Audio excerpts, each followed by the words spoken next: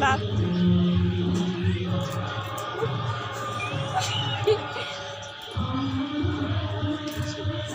বলেন না দেখছে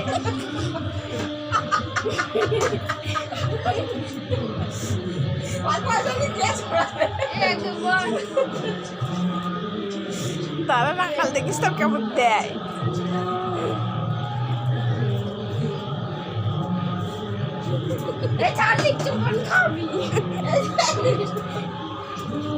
তো বলকে পাঠাবো আমি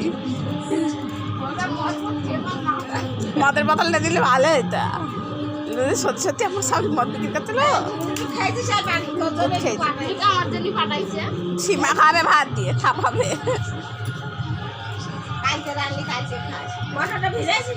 না মটর কোথায় রেখেছি আমি কি জানি ভিজি রে